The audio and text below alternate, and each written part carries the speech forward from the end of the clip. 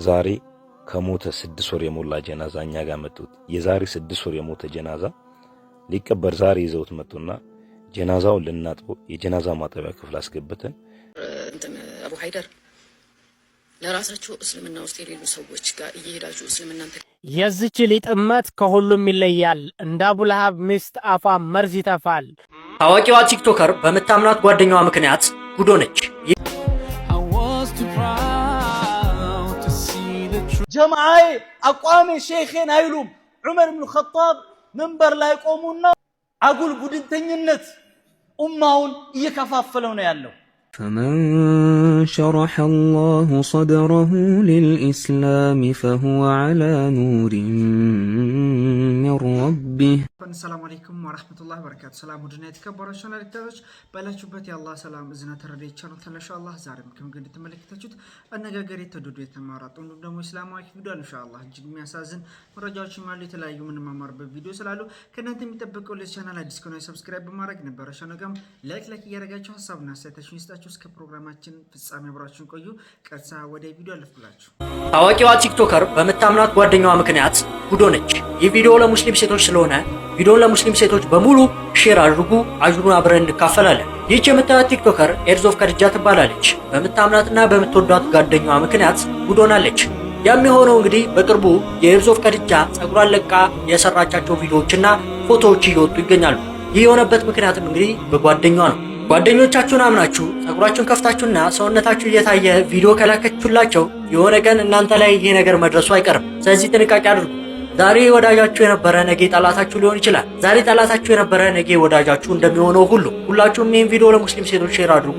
ሁላችሁም ሴቶች ጥንቃቄ አድርጉ።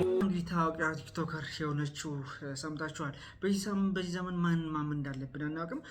ኢቭን እኔ የሆነ ጊዜ አጋጣሚ ነገር አለ። የገዛ ባሏ ኢቭን ወላሂ 100 ሺህ ብር ካላመጣሽ ቪዲዮ ለቤተሰብሽ ጭምር ነው ማሳይሽ።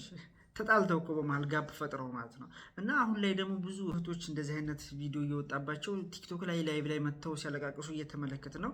አገባሽ አለው ጓደኛዬ ነው ፍቅረኛዬ ነው እያሉ ብዙ ነገር ያልተገባ ነገር ባዶ ጸጉራቸውን እንዲሁም ባዶ ሰውነታቸውን ቪዲዮ ጭምር እየላኩ ጉድ እየሆኑ ያለበት ሁኔታ ነው። ስለዚህ ጥንቃቄ ለማድረግ ሞክሩ ለማለት ወዳለሁ። ኢንሻአላህ በእምነታችን ይሄ ነገር ስለማይፈቀድ እንጠንቀቅ። ወደ ሌላኛው ቪዲዮ አለፍኩላችሁ።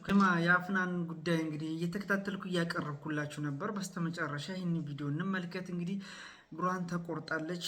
እዛው ህንድ ሀገር ነው የምትገኘው። በጣም ልቤን የነካው ቪዲዮ ነው። እንዲህ እንኳን ሁና ፈገግታዋ አይለይም። ሱብሃንአላህ። ዳግም ደመቀች በራች ፈካች ባጨረቃ የዛለ ጉልበት በጀሊል ፍቃድ ድካሟ በቃ የአላህ ቃል ቁርአን ትእዛዛት ሁሉ ሊጸና ህጉ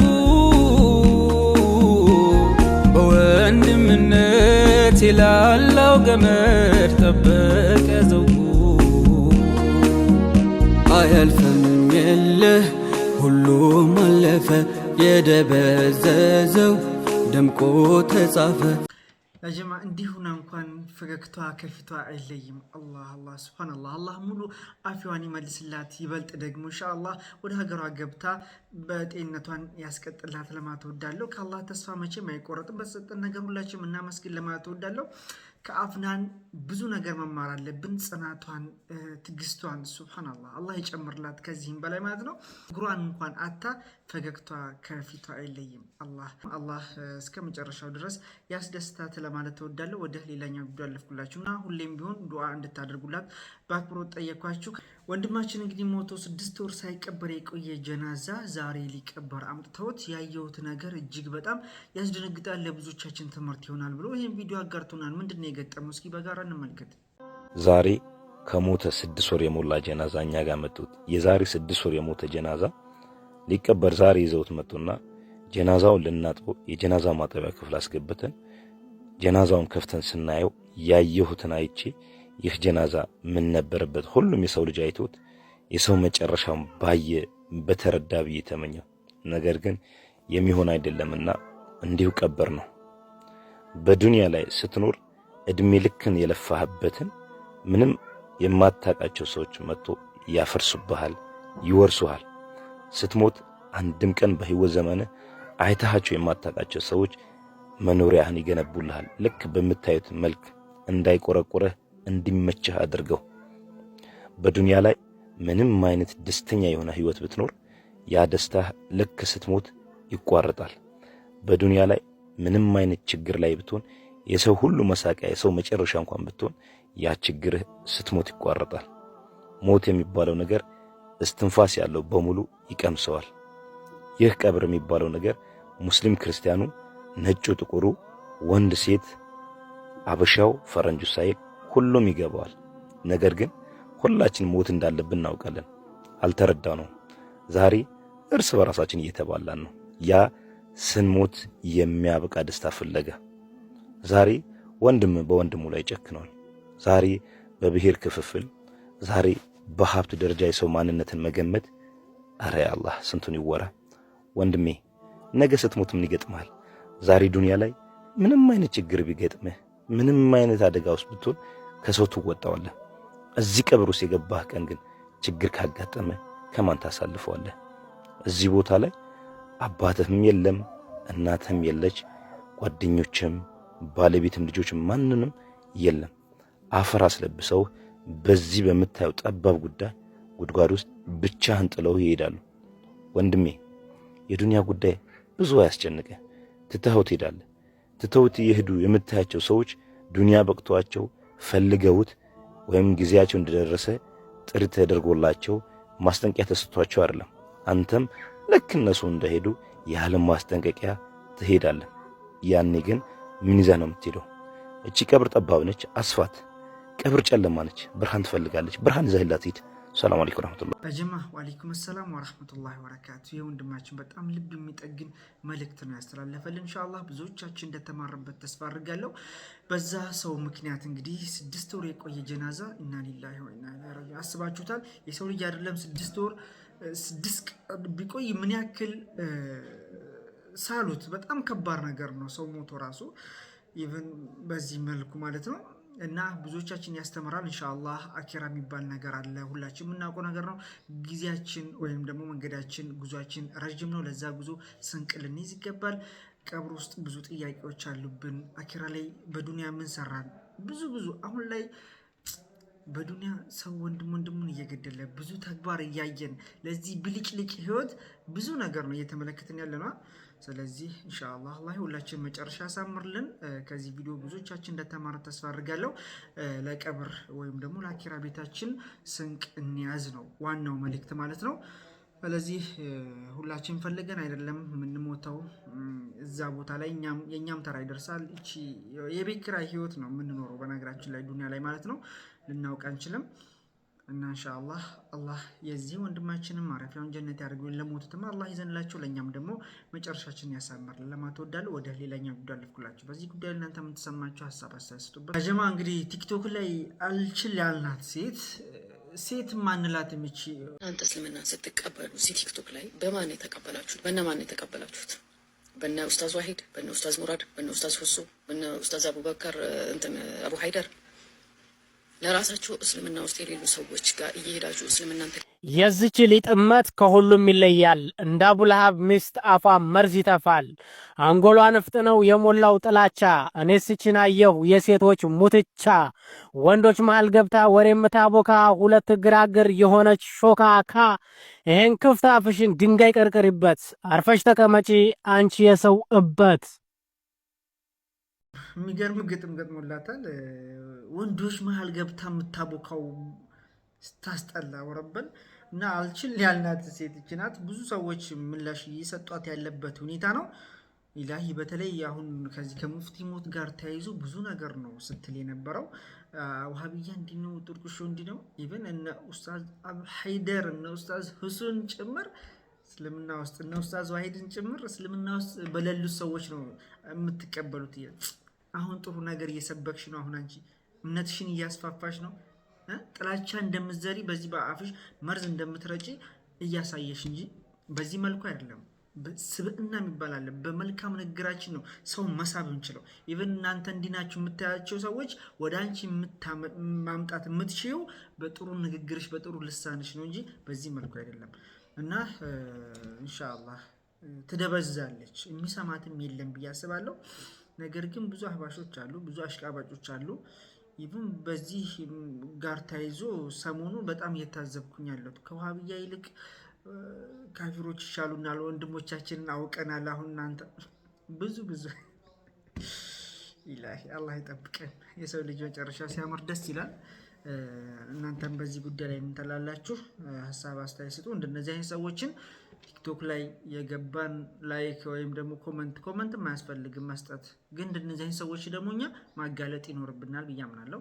ኡስታዝ ካሚል ሸምሱ በድጋሚም ይህ ቡድንተኝነት ወይም ደግሞ አሁን አህባሾች በተለይ ሰሞኑን ከሙፍቲ ሞት ጋር ተያይዞ ሲሰነዝሩ ነበረ። ብዙ ነገር በአፋቸው ሲሳደቡ ነበረ። ከአንድ የሃይማኖት አባት ነኝ የሚል ሰው የማይጠበቅ ነገር ንግግር ሲናገሩ ነበረ። ገሌ እንዲናችሁ ምናምን እያሉ በድጋሚ ኡስታዝ ካሚል ሸምሱ ኩጥባ ላይ ይህን ነገር አንስቶት እንግዲህ ጥሩ መልእክት አስተላልፏል። ኢንሻአላህ በጋራ እናዳምጠው፣ ለብዙዎቻችን ትምህርት ይሆናል። ጀማዓዬ አቋሜ ሼኽን አይሉም። ዑመር ኢብኑ ኸጣብ መንበር ላይ ቆሙና ማህር ገድባሉ አሉ። ከዚህ በላይ ከዚህ በኋላ ማንም ሰው ማህር መስጠት የለበትም የሚለውን ማህር ለመገደብ ንግግር አደረጉ። ከሴቶች ሰፍ አንዷ ሴት ተነስታ ያ ዑመር እንዴት ብለህ ነው አላህ Subhanahu Wa Ta'ala ያልገደበውን አንተ የምትገድበው አለችው። እንዴት አላት? አላህ Subhanahu Wa Ta'ala ولا تأخذوا منه وقد آتيتم إحداهن قنطارا فلا تأخذوا منه ቅንጣር ማለት ሐድ የለውም ትልቅ ድልብ ሀብት ማለት ነው። አቅሙ ያለው ሰው እስከዛ ድረስ መስጠት ይችላል ማለት ነው። ዑመር ኢብኑ ኸጣብ ሴትዮዋ ልክ ናት፣ ዑመር ተሳስቷል ነው ያሉት። መቼ ነው እኛ እንዲህ የምንለው? ያንተ ጀማዓ ሊሳሳት ይችላል፣ ያንተ ሼኽ ሊሳሳት ይችላል። እስማ አለመሳሳት ለማንም አልተሰጠም ከነብዩ አለይሂ ሰላቱ ወሰላም በስተቀር። ነፍስያችንን እንስበር። አጉል ወገንተኝነት አጉል ቡድንተኝነት ኡማውን እየከፋፈለው ነው ያለው። አንዳንዱ ይበይናል፣ በምን ላይ ተመስርቶ እንደሆነ አይታወቅም። የሱን ሼኽ የሚከተል ሐቅ ላይ የሆነ የሱን ሼኽ የማይከተል ባጢል ላይ እንደሆነ من اعطاك هذه السلطه ይህን ስልጣን ማን ይሰጠ? አንድ ሙእሚን ሙስሊም ሁሉ ጊዜ ወገንተኝነቱ ለማን ነው? ለሐቅ ነው። ሐቅ ጋር ነው መሆን ያለበት። አባቱ ቢሳሳት አባቱን ሳይሆን ሐቅን ነው መከተል ያለበት። ሼኹ ሊሳሳት ይችላል። ሁሉም ዑለሞች ይሄን ነው የሚሉት። نحن بشر እኛ ሰዎች ነን አሉ ኢማሙ ማሊክ። كل مأخوذ ومردود إلا صاحب هذا القبر ነብዩ አለይሂ ሰላም ቀብርን እየጠቆሙ ኢማሙ ማሊክ ምንድነው ያሉት? ሁሉም ሰው የምናገረው ንግግር ተቀባይነት ያለው አለ፣ ተቀባይነት የሌለውም አለ አሉ። የዚህ ቀብር ባለቤት በስተቀር ማን ነው? እሳቸው ነብዩ አለይሂ ሰላም በስተቀር። ሰዎች በአራ በአመለካከት መለያየት ያለ ነው። አቡበክርና ዑመር በብዙ ነገር ተለያይተዋል። አንዱ በኋላ አቋሙ ግልጽ መሆኑን ሲያውቅ አቋሙን ቀይሯል። ለምሳሌ رأى أبو بكر أن جمع القرآن من أهم المهمات. قرآن عند بوتا ላይ ሰብስቦት አርዞ ማስቀመጥ ትልቅ ተግባር እንደሆነ አመኑ አቡ በክር። ሰሃቦችን አማከሯቸው። ዑመር ተቃወሟቸው። ያ አቡበክር ረሱል ሰላም ያላደረጉትን እንዴት አንድ ቦታ ላይ ቁርአን ልትሰብስብ ትላለህ? ካነ ለአቢ በክርን ሙበርር ጀስቲፊኬሽን አላቸው አቡ በክር። ብዙ ሐፊዞች በተለያዩ ማዕረካዎች ላይ ይሄዱ እየተገደሉ ነው ያሉት። ቁርአን ጠራዞችን በግላቸው ያዙ የወህይ ጻፍቶች እየሞቱ ነው ያሉት። ስለዚህ ማን ጋር ምን እንዳለ ሳይታወቅ ቁርአን ተበታትሎ ሊቀር ነው። እንዲሰበሰብ አደረጉ። አስረዷቸው አቡበክር ዑመርን። ዑመር የአቡበክር ሐሳብ ልክ ነው፣ አላህ አቡበክርን ለሐቅ ወፍቋቸዋል አሉ። ሁለተኛ አላህ Subhanahu Wa Ta'ala ረሱልና አለይሂ ሰላቱ ወሰላም ልኳቸው ትግል አድርጎ ብዙ እስልምና እዛ አካባቢ ላይ ተስፋፍቶ ልክ ረሱል ሰላም ሲሞቱ የሆኑ ወገኖች ወደ ክርስትና ወደ እርትዳት ጀመሩ። ሙርተድ ወደ ኋላ ተመለሱ። ዘካ አንሰጥም አሉ። ከዛ አቡበክር አወጁ። እነዚህ ሰዎችን መዋጋት አለብን አሉ። የእስልምናን አንድ ሩክን እያፈረሱ ነው ያሉት። ዑመር እንዴት ብሎ ረሱል ሰላም እኮ ያሉት ኡምርቱ አን ኡቃቲለ الناس حتى يشهدوا أن لا إله إلا الله وأن محمدا رسول الله فإذا فعلوا ذلك عصموا مني دماءهم وأموالهم إلا بحق الإسلام ብለዋል። እንዴት አሏቸው? ሰዎችን እንዲዋጋ የታዘዝኩት ሸሃደተይን እስክሉ ድረስ። ከዛ አቡበክር ዑመርን አስቀምጧቸውና ስማ አሉት። والله إنها لقرينتها في كتاب الله عز وجل زكاة صلاة بقرآن تليتها كم الله بقرآن وأقيموا الصلاة وآتوا الزكاة إلال والله لو قاتلن من فرق بين الصلاة والزكاة والله لو منعوني عقال بعير يؤدونها إلى رسول الله صلى الله عليه وسلم لقاتلتهم وواقاتها اللو أبو بكر فهم كعمر بالزيبوتاني بطعم سفتونو شامل ሆኖ ቁርአኑን ከሙሉ ፐርስፔክቲቭ አይቶ ይሄንን ውሳኔ ወሰኑ። ዑመር ምን አሉ? አይኔ ያስኩት እኔ ያልኩት አላሉም። አላህ አቡበክርን ልብ ለሐቅ ከፍቷል ብሎ አሚን ብሎ ተቀብሎ አብሯቸው ነው ትግል ውስጥ የገቡት። ብዙ የሰሃቦችን እንዲህ አይነት አጋጣሚዎችን ማንሳት እንችላለን። ክብር አይዛቸውም፣ ቲቢታ ይዛቸውም ሐቅ ስንነገራቸው ሐቅን ነው የሚከተሉት። ማሻአላህ የዛሬ ቪዲዮአችን ይመስል ነበር። በሰማነው መጠቀም ያድርገን። አብራችሁ ስለቆያችሁ ከልብ አመሰግናለሁ። ወሰላሙ አለይኩም ወራህመቱላሂ ወበረካቱ። መልካም